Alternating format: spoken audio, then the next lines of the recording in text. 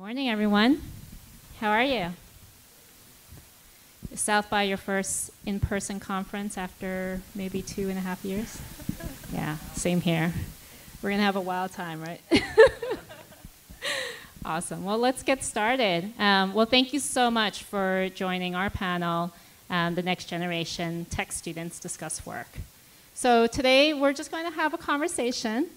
And we're here to really feature the future voices of tech, what inspires them, the challenges that they've encountered, and also the resources that have aided their success.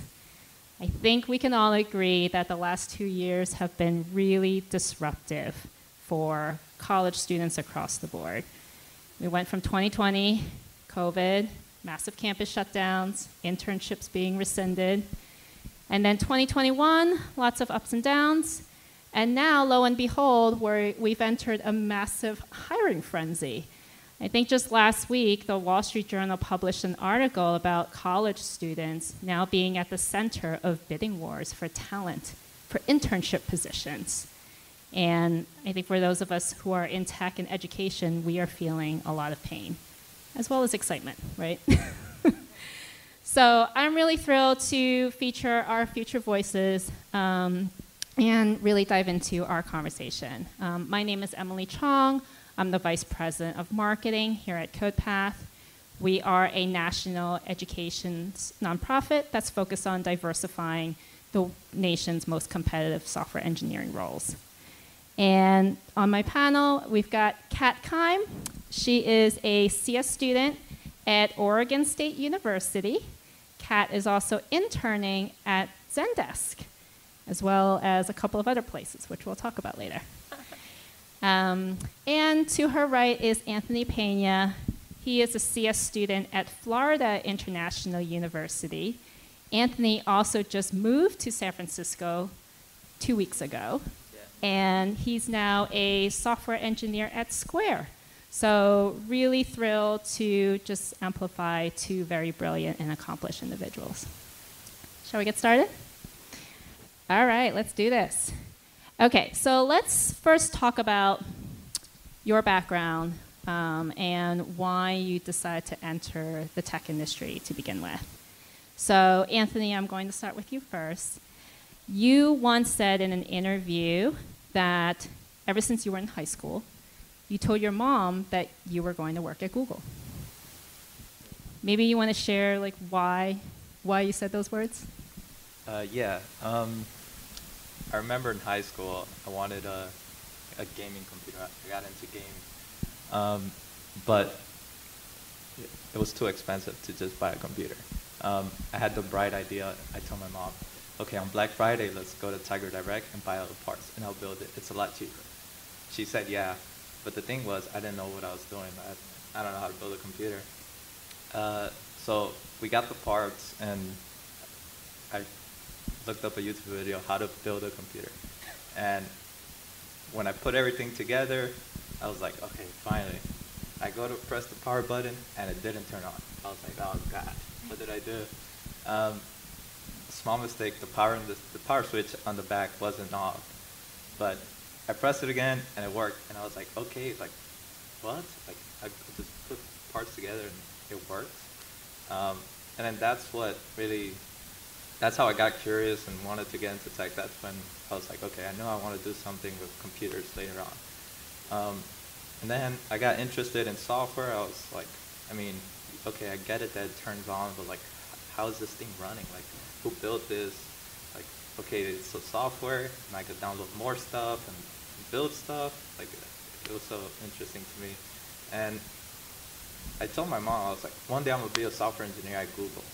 And at the time I was like, actually that sounds like too complicated and too hard for me. I'm not smart enough. But then the reason why I said Google was because it has that like how do you say this? It has the fame for like being one of the hardest companies to get into, and only the smartest people work at Google and stuff.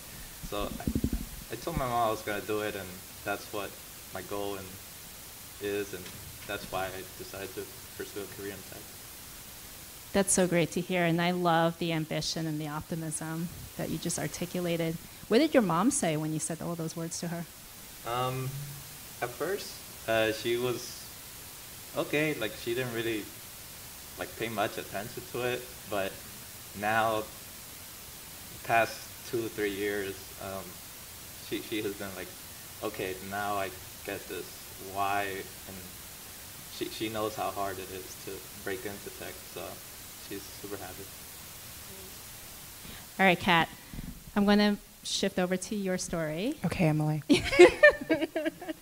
So I think when I looked at your LinkedIn profile, you actually went to UC San Diego to begin with, and then you majored in economics, and then it looks like you went back to school, and now you're studying CS at OSU. Can you tell us the twists and turns of your journey? Yeah, so I am a post-bac student. I'm not a traditional student because I already did the whole school thing before, and I did econ because dropped out of engineering, and econ's, the closest thing to engineering, so your parents don't get too mad at you. And so once I graduated, I got into content marketing, which is a cool field, but I always felt like I was overworked and underpaid. And I did the whole marketing agency thing. And, there was a point where I was looking at how hard I was working and looking at how hard the developers were working. And I felt like, yes, they were working hard, but I felt like because their skills were so special, and not everyone could do what they could do. Like, they had a better work-life balance. They were able to, negotiate their pay more. Whereas, like, I felt like I was just getting assignments dumped on me over and over without that same level of respect. And so I was like, oh, that's cool. Like, technology, that seems cool. Like, wish I could do that. And once I was going on a flight back home, I live in the Bay Area, and I was sitting, next to a Facebook engineer, just happened to be sitting next to him. And, we're like drinking and chatting and stuff and like talking about what he does. And I was like, oh gosh, I wish I could do what you do. And he's like, just do it. Like, what? And he's like, just do it. You want to do it? Just do it. And I was like, wow, okay, maybe I'll just do it. And so, shout out to the random white guy next to me, injecting his white guy confidence in me.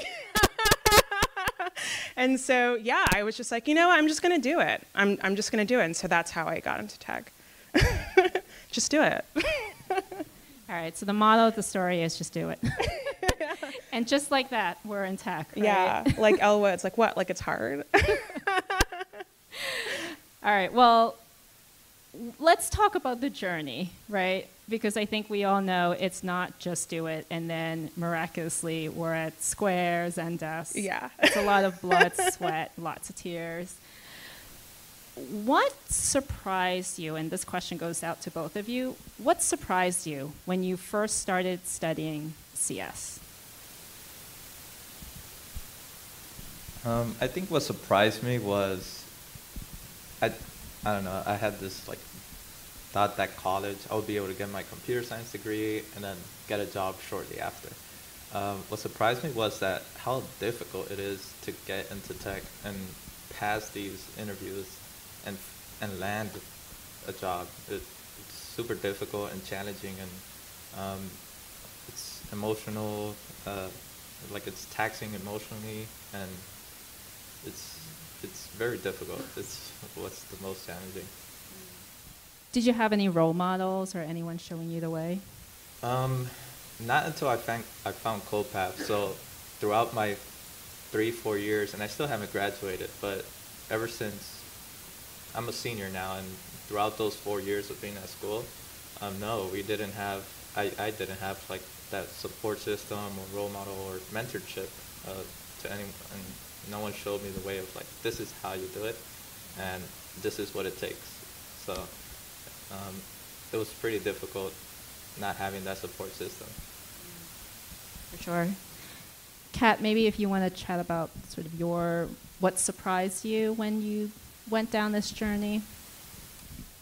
Um, so when I started tech, I definitely knew it was going to be difficult, but I think I was shocked at the level of competition between students, and not just the level of competition, but and we've chatted about this before. There's an interesting, weird underbelly of tech that tends to be a bit misogynistic, tends to be a little bit racist, and I think it's because I think generally competition is very healthy.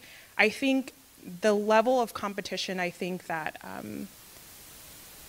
tech has, especially in the online anonymous forums, can bring out sort of an unhealthy side in people. And so for me, it was what surprised me was that aspect of tech and how important it was to have communities to sort of like shield me from all of that. Yeah. When you talk about the community, I'd love to unpack that a little bit. Did the two of you ever feel like you belonged in tech from day one? And did you ever waver in that sense of belonging? Ooh, that's a loaded question.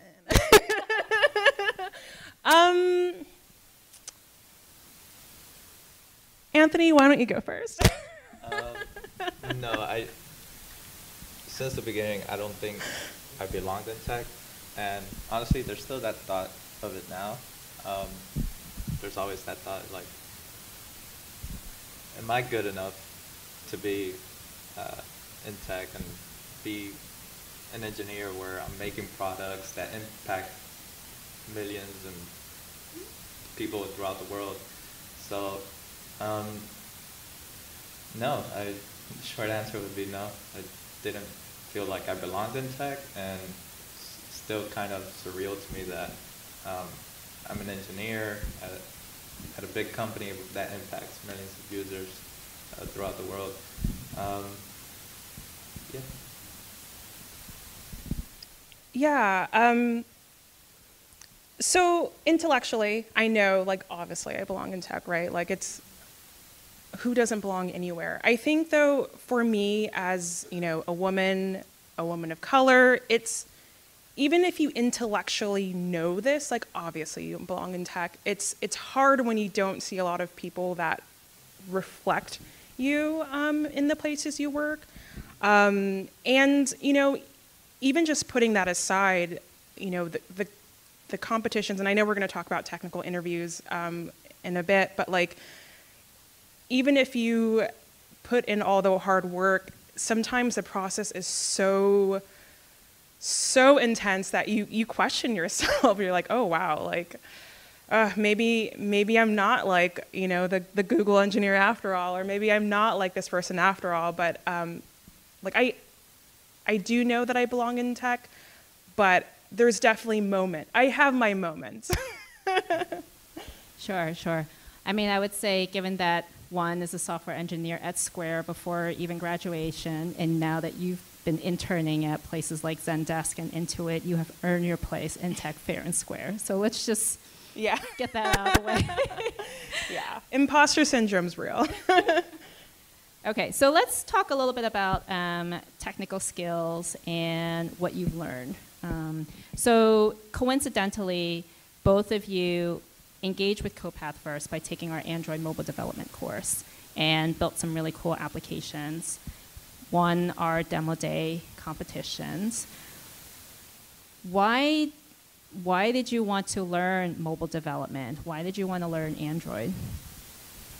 For me, it was, so I got introduced to CodePath in the middle of the pandemic, and this was a point in my life where I started realizing that in order for me to break into tech, I need to put at least 6, 7, 8 hours a day to study and prepare for these technical interviews. And it was, I would apply, and I would get confirmation emails and not even a response back or anything.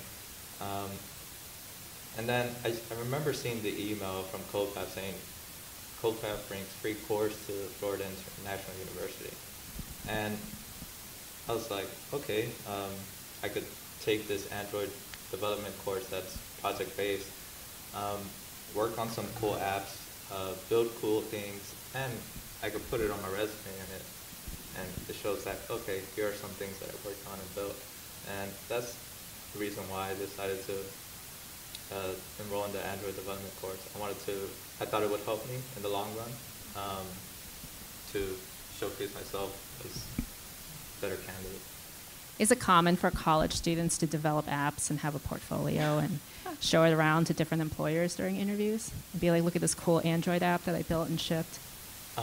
No, unfortunately, no. That's one of the issues with breaking into tech is that the courses that you take majoring in CS, well, my university, really the only time you build a project or work on something is on your last semester before you graduate. But by that time, it's too late. You can't really find internships. Now you have to look for full-time roles, but then you're going against everyone in the world trying to get that same software engineering job. And it's really competitive, especially if you don't go to like a top CS school and you don't have 8 hours a day to study and dedicate.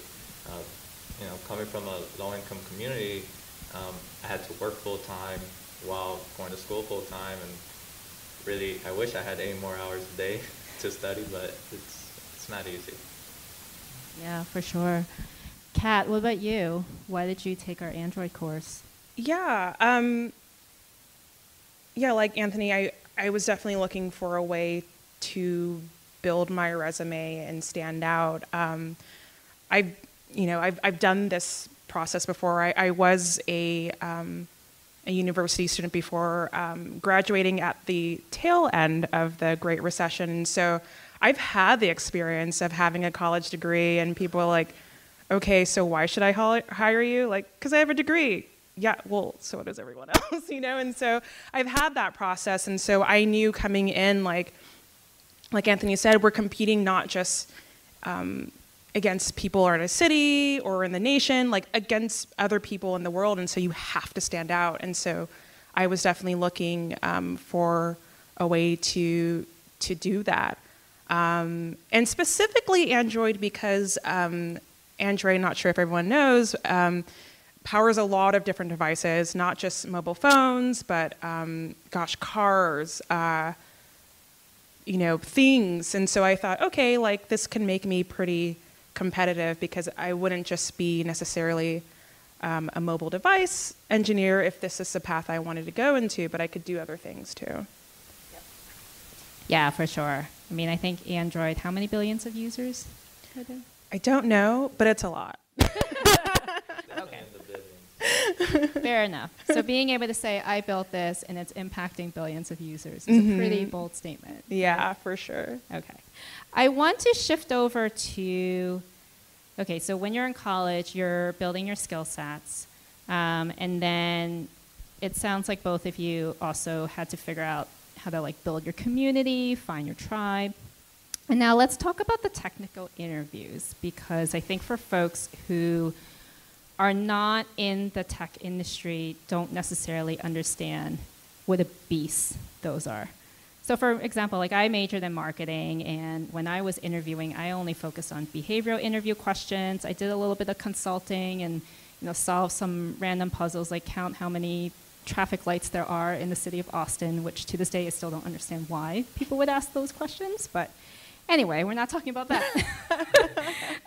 But let's talk about the interview. And the reason why I have my phone is on Reddit, which is where many CS students congregate, someone posted a comment this morning saying, I love learning computer science, but I'm struggling in data structures and algorithms, and it has killed my confidence. I had a technical interview for an internship and couldn't figure out a way to solve the problem I was presented. Unfortunately, right now, I have very low confidence in my abilities, and I don't know if I'm cut out for the industry. So let's talk about this. What is the technical interview? It's it's a monster. um, so when I landed my internship at Square, I've interviewed for many companies. Well, not many, but the ones that responded. And I failed all of them because you have 30 minutes to answer these 2 questions. And it's not like there's a formula for these questions that you can apply this formula for it, and you'll be good. There's so many different questions that they can ask you that it's nearly impossible to know it all. So you have 30 minutes to digest the question, think about it. You have to say your thoughts. You don't really have time to sit there for 5 minutes and think, because the interviewer is expecting you to talk and share your thoughts as you're doing this. And it's just mentally exhausting when you have someone looking over your shoulder, like, do you know how to do this? Do you know how to do this? And that's just one interview. But the whole process, if you get a technical assessment, so you apply, you'll get a technical assessment to see if they want to put you through the interview process. That's hard as well. And then once you're in that interview process, you have to go through like 3-4 of these interviews, and then like 2 more behaviorals. So in total, for my internship at Square, I did those about 5 or 6 interviews. And I was like, oh, these things, like, after each one, I was like, oh, this is never going to stop, this is never going to stop. And it's super long, difficult, and it's just like emotionally taxing when you have someone just pressuring you. And honestly, it also depends on the person you get. You might get lucky and you get asked a question that you've seen before, but these questions it's not an easy thing to just on the spot come up with a solution and explain why and do everything, and while you're coding as well, so it takes time. Yeah. So if you've never gone through like a software engineering hiring season, I will lay it out for you step by step. So you have a bunch of companies that you apply to that you want to apply to. Okay, cool. The first thing that they do is they send you an online assessment. And an online assessment is basically where you have 45 minutes to an hour to answer 3 to 4 algorithmic puzzles. Like, hey, we've got 2 linked lists, merge them in sorted order. I don't know, something random. Kind of like, imagine like 3, math essay questions in a row, and you have to complete for within an hour. And if you pass that, then you get invited to the first round of a technical interview where you get, like Anthony said, you answer a couple of questions in front of a person. And if you pass that, then you can, go into another technical interview where you do, 2 or 3 questions. And if you pass that, then you do another one. And you're not just doing one, but depending on how many companies you apply to, you're doing so many of these. And so it's like over and over and over and over. And in between them, you're getting rejection, emails, if you're getting them at all.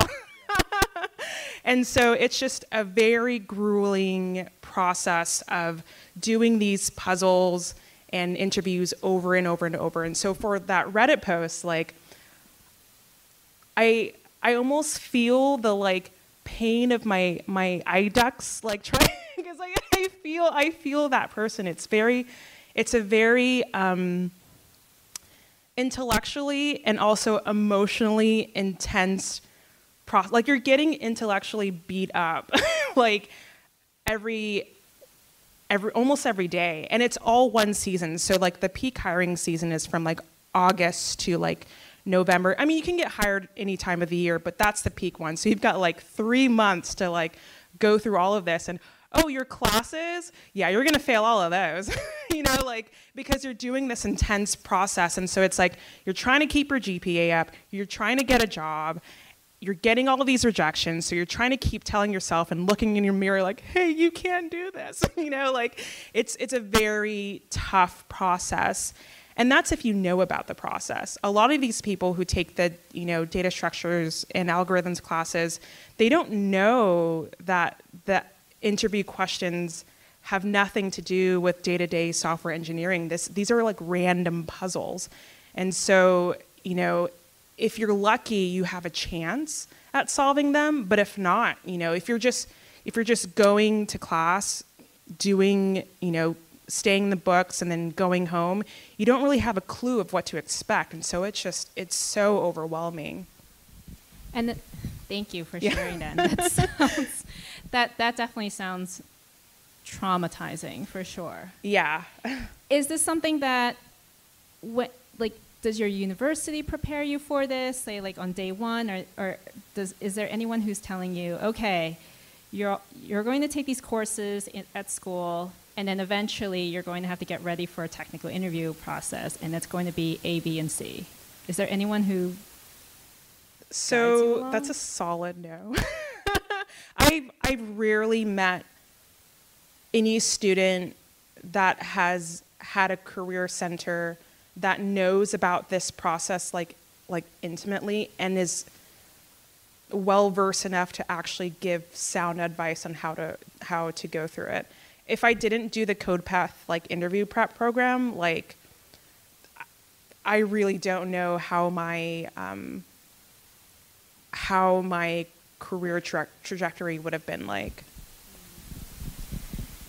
Okay, and then one more question. So, and I think you had hinted at this already, Kat, but those interviews, do they have anything to do with your jobs now? No. Absolutely not. I remember, so I was talking to one of my mentors, and he was a manager at PlayStation, and I was explaining to him the concept of dynamic programming. And I was explaining, don't worry about it, it's not relevant. I was explaining the concept of dynamic programming to him because it's a topic that comes up often in interviews. And he just looked at me, and then he just burst out laughing. And he was just like, never in my career have I ever had to use that in any of our engineering programs. And you're talking about PlayStation, a company who has to make software that's very quick, very responsive, has a lot of angry users if their product doesn't work. And he's just like, what? So, no is the answer to that. Okay. We're going to get into that. There's definitely a disconnect between industry, university, student experience for sure. All right, so let's talk about both of your experiences. When we look at your resumes, your CVs, both of you, despite the peaks and valleys that you have encountered, you've worked at the top companies. I mean, Anthony, your CV says you've worked at Meta, Amazon, I guess not Google yet, but, Almost. And Kat, Zendesk, Intuit. So how did you do it, given even with all these challenges? Honestly, I don't know how I did it. If it wasn't for CodePath, really, you guys were the ones who showed me the path and mentored me and taught me the set of skills that I needed in order to break into tech. Because without it, without CodePath and my university, when my professors weren't going to teach me, it seems like universities and the tech industry are not really on the same page. So, yeah, because of the CodePath course that I took, I was able to land up. It all started after I built this application, and I went to this national demo day, and my friend and I were able to land first place. And we were super proud of that. And then shortly after, I remember seeing a job posting that said, be an Android TA for Facebook University. I was like, oh, okay. I'll apply. I don't think I'm going to get it, but, why not? And then shortly after, I went through the interview, and the next day, someone reached out and said, oh, by the way, like, you passed, like, you know, you can be a TA. And that position, what it entailed was teaching Facebook interns Android development and helping them debug and go through like their projects and stuff. And to me, that was like crazy. I was like, I can't believe I'm teaching, like, I'm helping interns learn Android, especially like at Facebook. That's like, Facebook's super huge. How did you feel when you landed that role? It gave me more confidence because before I had that thought it's too difficult. Like, I don't think this is for me. But after doing that, I was like, I think, you know, I might be good at this. I think I could break into tech. And then from there, after doing that, I kept applying to places, getting rejected, failing interviews. And then one day, I saw a Square posting that said mobile Android development internship. I was like, okay, I'll apply. And then from there, I was like, another interview, let's see if I pass it this time. And after like 6, 7 interviews throughout the process, I landed the internship, and my internship ended this December. And I did well enough that they wanted me back, and I started full-time actually last week. And that's only possible because of CodePath showing me the way and teaching me the set of skills that I needed in order to pass these interviews. Well, congratulations. I am so proud of you. Kat, what about you? I actually forgot the question. I'm sorry. So the question was, you've interned at places like Zendesk, Intuit. You also just received an offer from another prominent tech company. So An how did undisclosed you do it? company.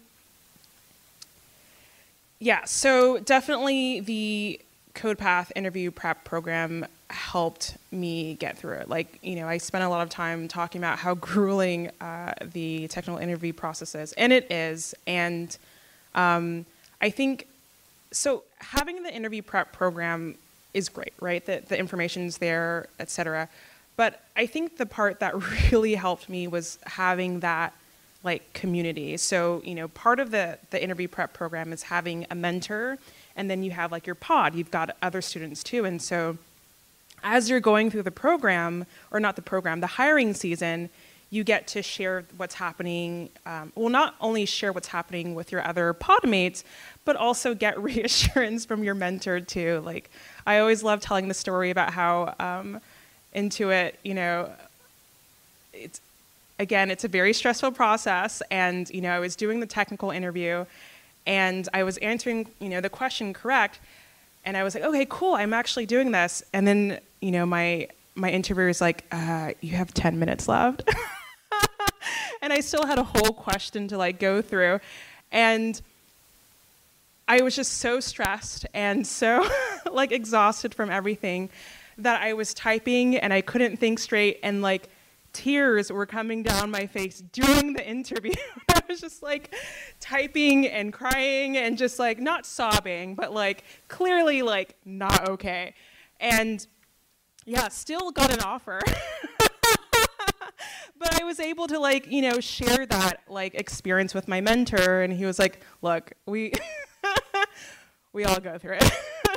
we all have our moments where it's just like, it's a lot. And so I think having that community, having the support, the information's great, but also having the support of people who've been through the process, who's just like, hey, don't worry, just keep pushing, like you're gonna get there. Like that part is just so valuable. Yeah. So I assume in the audience today we have some folks who are either hiring leaders or working on some form of project or policy to affect how we recruit, how we build workforces. What would the two of you say to our audience in terms of what can they do to support students like you who come from, I would say, perhaps non-traditional backgrounds, right?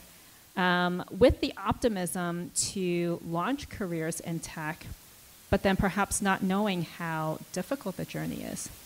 What can folks here do for you? I would say that most companies put the most, like when deciding to hire someone or not, they always look at the technical interview, like your performance during this interview the most. But that's not really what makes a good engineer. Because like Kat said earlier, it doesn't have anything to do with like the day-to-day job. You know, I don't go to work and reverse the linked list or try to like balance a graph. We're building stuff, and to put the most, to focus on just the technical interview part, I think it's not fair, and it's not the way to hire great talent.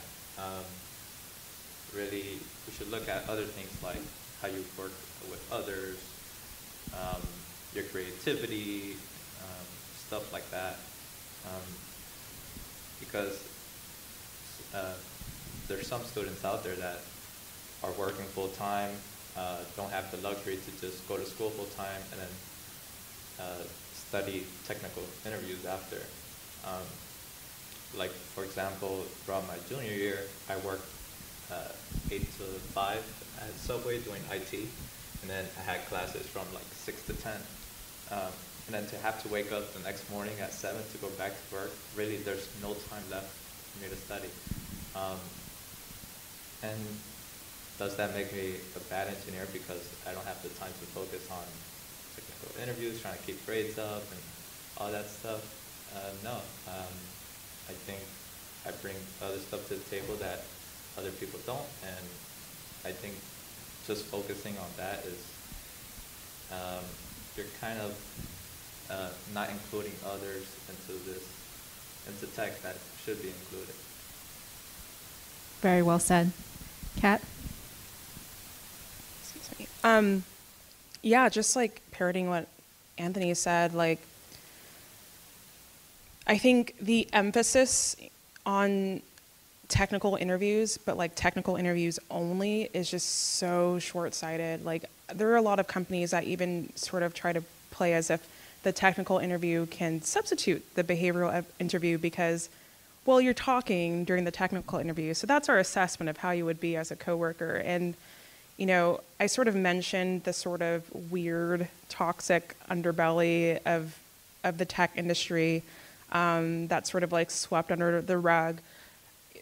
The people who foster that sort of toxic behavior, they do well because companies focus so much on the technical interview that there's really no filter for people who aren't great to collaborate with, aren't great communicators, aren't great at making sure they're documenting things well for the next person behind them. Like, I have a friend who's a manager at a software company, and in their interviews, like, they do a mixture of technical but also behavior, and they have a hiring policy that's literally no assholes.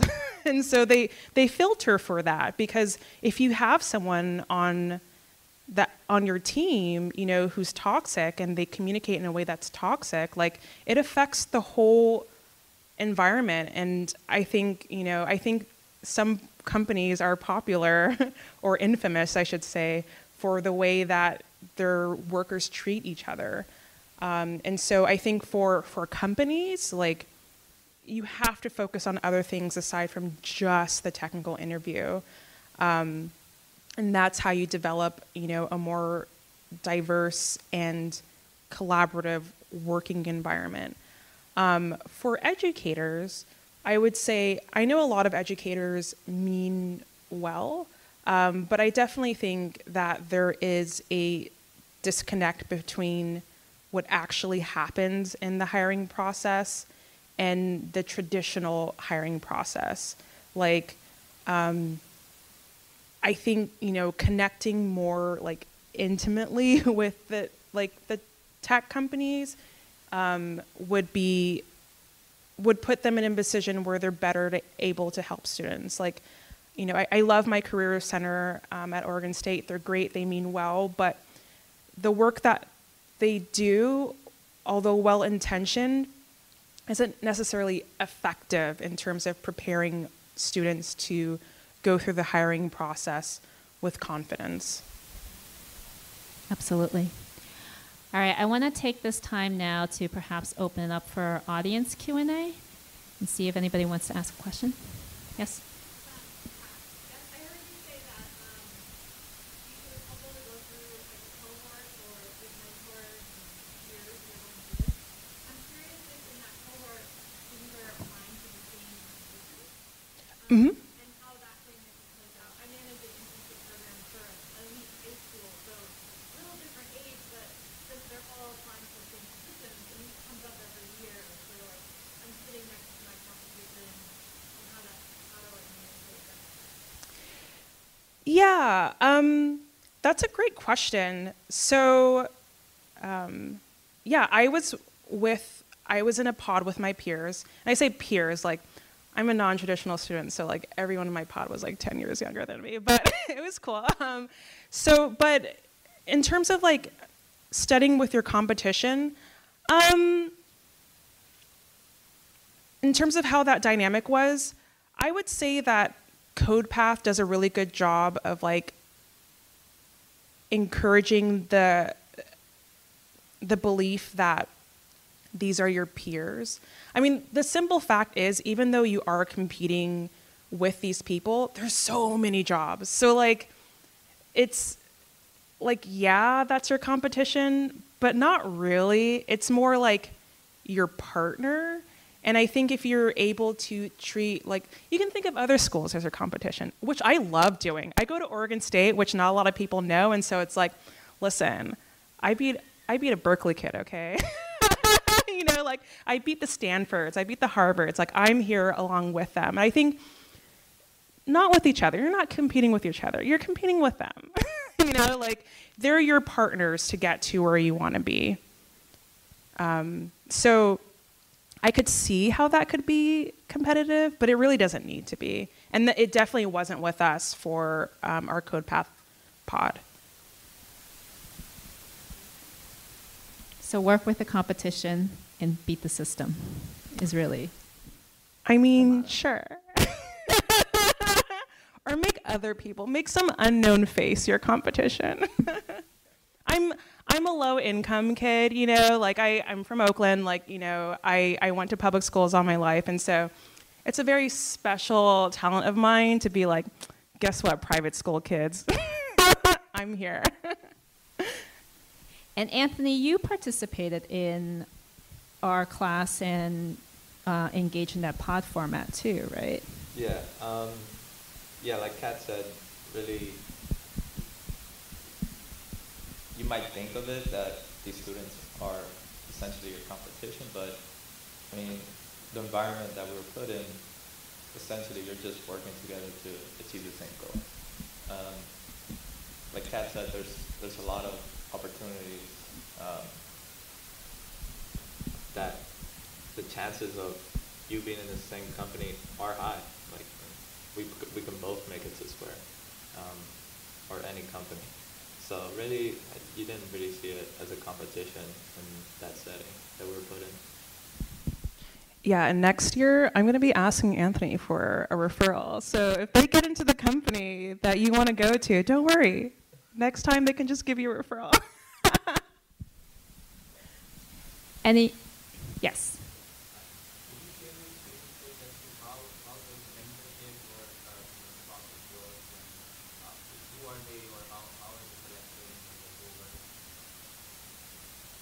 Yeah.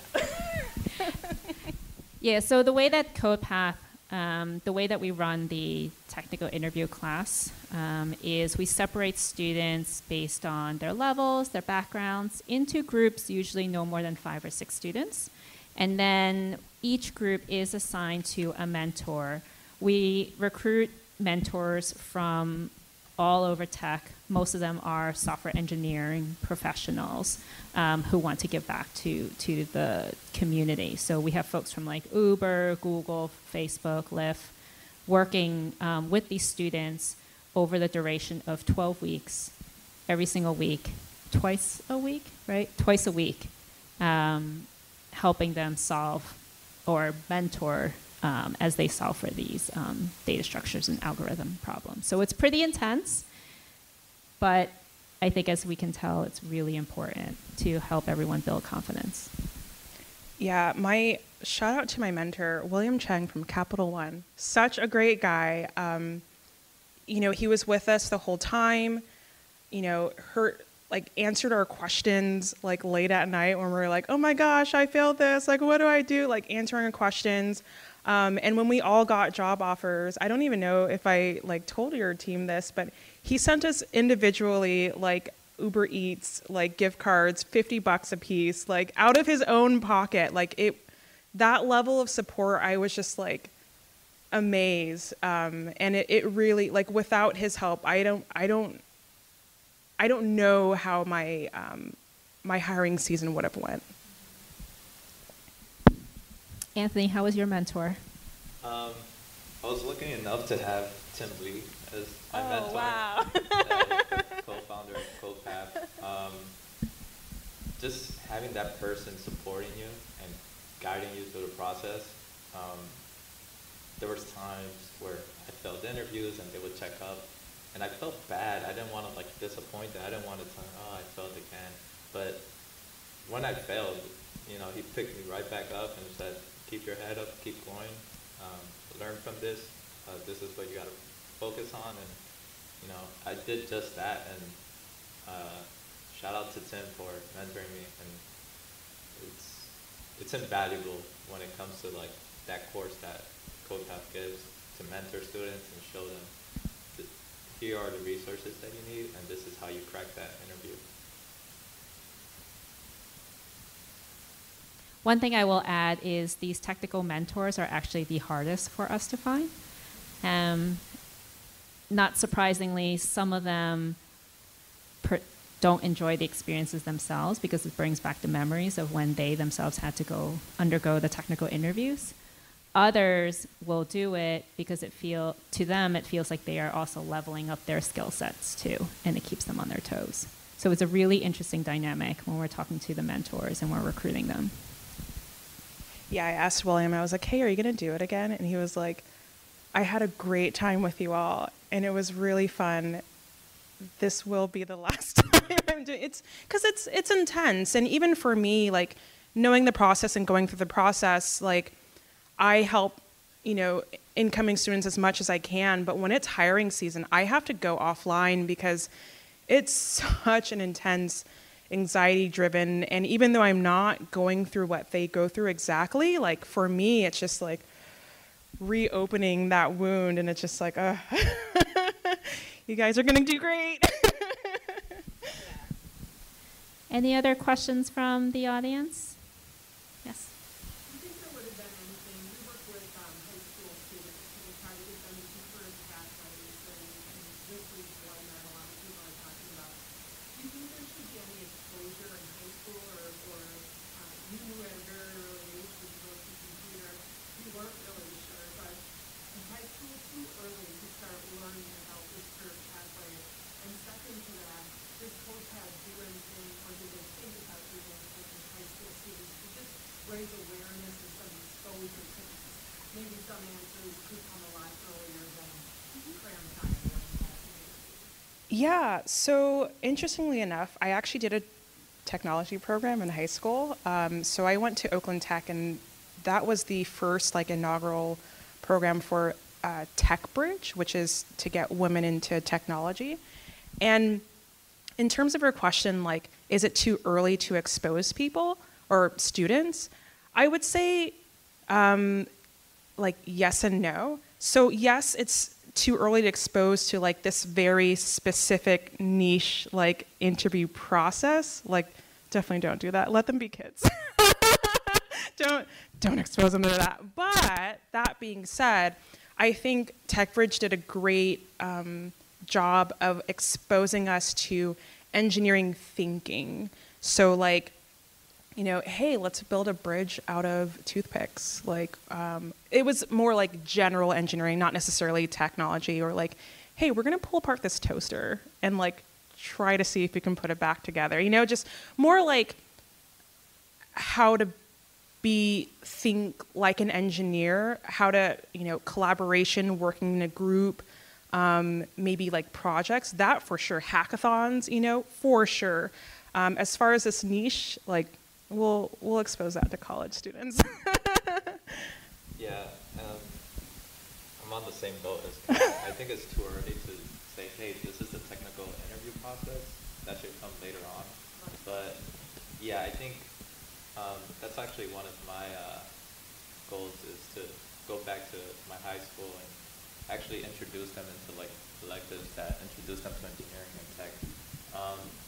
And I would focus on like fundamentals and stuff like that, because there's a difference between knowing how to program and how many programming languages you know. Because if you know how to program something or how to solve a problem, it doesn't matter what language you do it. You can search, okay, how do I do this in this language? And that's kind of like in our day-to-day job, you're Googling stuff, searching stuff, like, okay, this is how I do it, let me try it this way.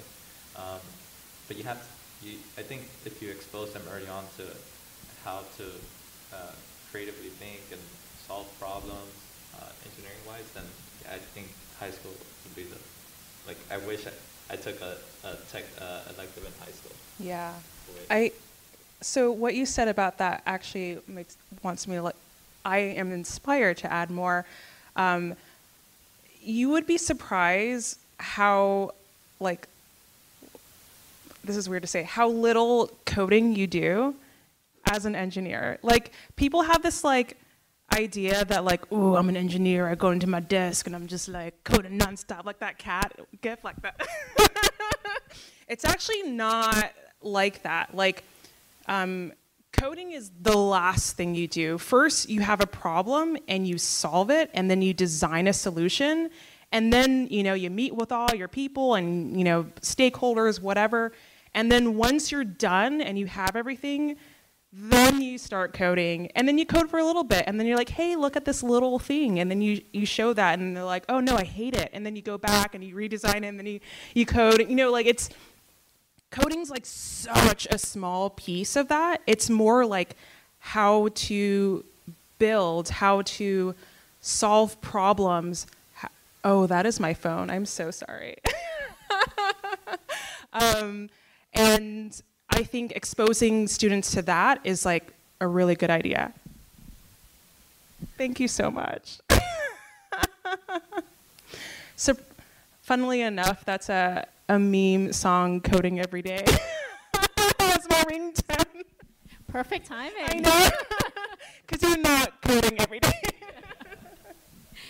So to answer your question, CodePath primarily focuses on serving college students, because I think hopefully through this conversation you can tell, even though there is interest in pursuing a career in tech, there are so many challenges that students like Anthony, like Kat, encounter. And from our perspective, we feel that there is just not enough organizations, or if we just zero in on supplementing the college experience with our programs, then we'll be able to intervene and help more students enter the tech industry, and not only attain entry-level jobs, but really become the best software engineers that we need. That said, we are rolling out an Intro to Software Engineering course this summer that is meant to act as a bridge program between high school graduates going into college CS. And part of the reason why is because one thing we did not get a chance to talk about today is many intro courses at the universities are designed to weed out students, unfortunately. And so, especially if you're a minority, if you're a woman, you have an 80% chance of dropping out during your first 2 years. So happy to chat about that. So if one thinking that, you know, maybe the technical interview spread, maybe not inclusive or, you know, as conducive to non-traditional students or minorities, how do we balance, like, preparing college students for technical interviews without normalizing that process. So is the technical interview script something we should try to break out of this as a cycle? And for context, I've worked at Florida University. And I'm thinking, like, how do I prepare for success while also making sure that the industry and our students are, aware of inclusivity issues?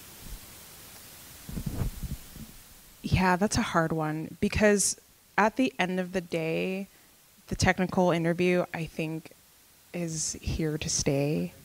Yeah, and not only is it here to stay, it's getting worse actually. And so like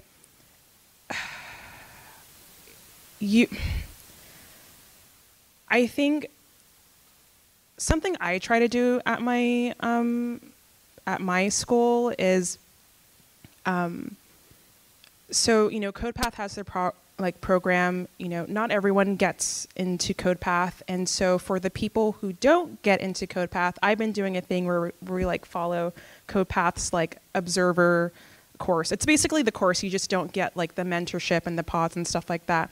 And so what I try to do with my fellow students is really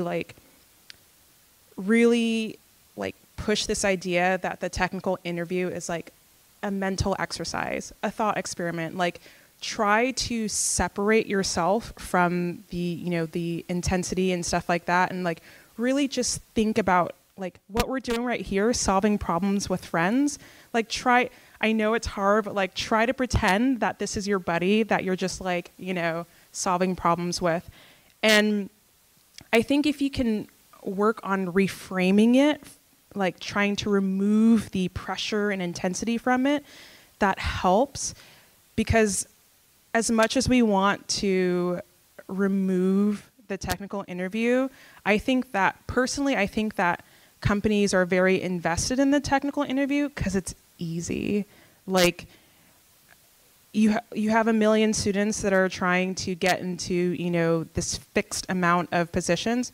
Throw an online assessment at them. Like, I think because it's easy and it doesn't require a lot of resources on their end, from the online assessment point, and then like technical interviews, like just, a little bit of time out of engineers' day, like here and there.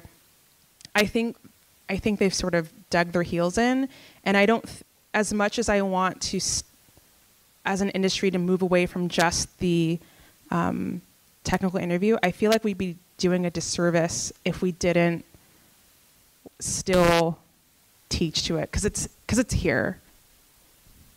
I hope that answered your question. I can add a little bit to it. Yeah.